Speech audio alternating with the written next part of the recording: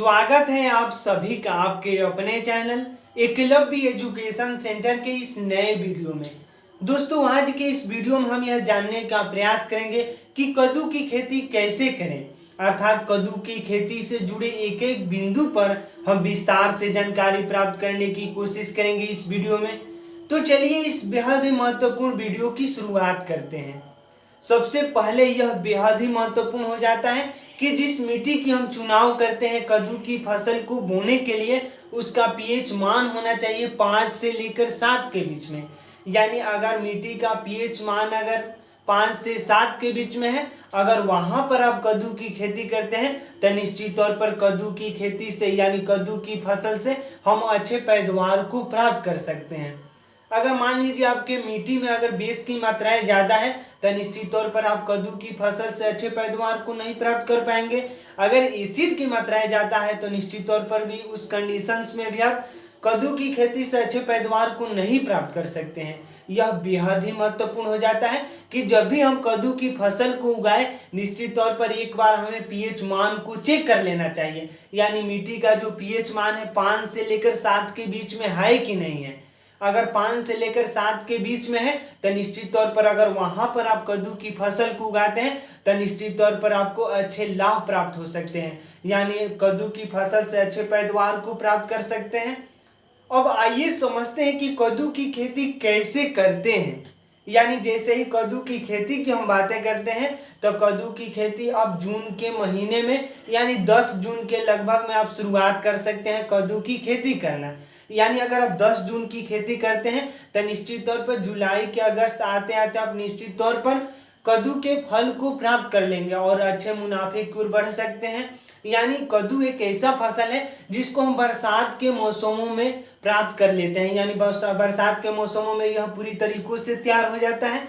यानी आज के दौर में हम जब बातें करते हैं तो आज के दौर में ऐसे ऐसे वेराइटी के बीज आज आ चुके हैं जिसको हम गर्मी के सीजन में भी उगा सकते हैं, ठंडी के सीजन में भी उगा सकते हैं।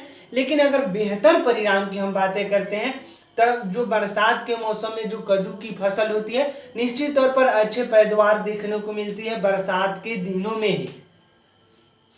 तो सबसे पहले जब हम जून के महीनों में जब हम कद्दू की खेती करते हैं तो निश्चित तौर पर अगर बारिश हुआ रहता है जून के महीनों में, तो अगर हम डायरेक्ट अगर जुताई करवा देते हैं तो निश्चित तौर पर मिट्टी जो है मुलायम हो सकती है। अगर बारिश नहीं हो रहा है किसी वजह से तो निश्चित तौर पर हमें उस मिट्टी को एक बार सिंचाई कर लेना है। यानी खेत को अगर पूरी तरीकों से एक बार सिंचाई कर लेते हैं तो निश्चित तौर पर जो मिट्टी होगी उसमें नमी युक्त मिट्टी हो जाएगी।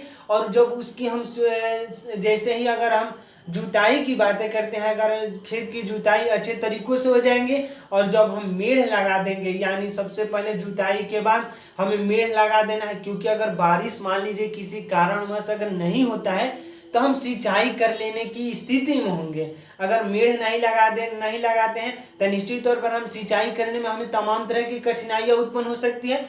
तो इस तरह से जुताई के तुरंत बाद हमें मेड़ लगा देना है और मेड़ में इस तरीकों से हमें खेती करना है, यानी लगभग 3 से 4 मीटर की दूरी पर हमको प्रत्येक बीज को बो देना है। यानी एक स्थान पर हमें लगभग 4 बीज को बो देना है और लगभग 4 से 5 मीटर की दूरी पर फिर दूसरे बीज को बो सकते हैं। तो इस तरह से एक स्थान से दूसरे स्थान की जो एक पौधे से दूसरे पौधे के बीच की जो दूरी होना चाहिए लगभग 4 से 5 मीटर की दूरी होनी चाहिए। क्योंकि अगर पौधा को ज़्यादा एरिया मिलेगा यानी ज़्यादा क्षेत्र मिलेगा फैलने के लिए तो निश्चित तौर पर अपनी ग्रोथ करेगा।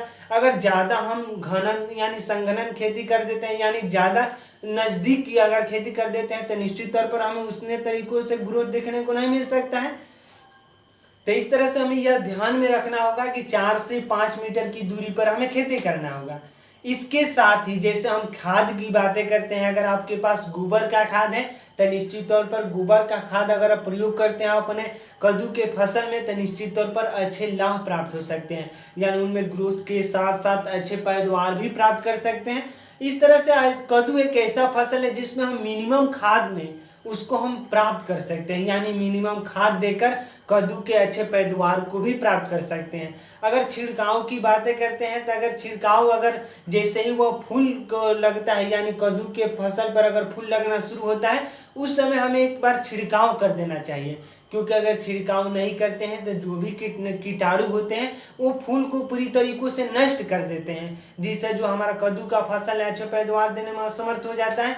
इसलिए हमें एक बार जरूर छिड़काव भी कर लेना चाहिए और उसके बाद लगभग 60 से 65 दिन बाद हम कद्दू की फसल को पूरी तरीकों से तैयार कर सकते हैं, यानी कद्दू के फल को प्राप्त कर सकते हैं। यानी कद्दू एक ऐसा फसल है जिसको महज 60 से 65 दिन के अंतर्गत में हम पूरी तरीकों से तैयार कर सकते हैं और अच्छे लाभ भी प्राप्त कर सकते हैं। तो आज के इस बेहद ही महत्वपूर्ण वीडियो में हम समझे कि कद्दू की खेती कैसे करें, अर्थात कद्दू की खेती से जुड़े एक एक बिंदु पर हम चर्चाएं किए। अगर वीडियो अच्छा लग रहा है, कुछ सीख पा रहे इस वीडियो के माध्यम से, तो हमारे चैनल को कर दीजिए सब्सक्राइब, ताकि हमारे द्वारा अपलोड किया गया हर वीडियो आपके पास सबसे पहले पहुंच जाए और हम तथा हमारी टीम भी उत्साहित महसूस करें कि आपके लिए हम कुछ अच्छा कार्य कर रहे हैं। तो हमें दीजिए इजाज़त। धन्यवाद। Thank you.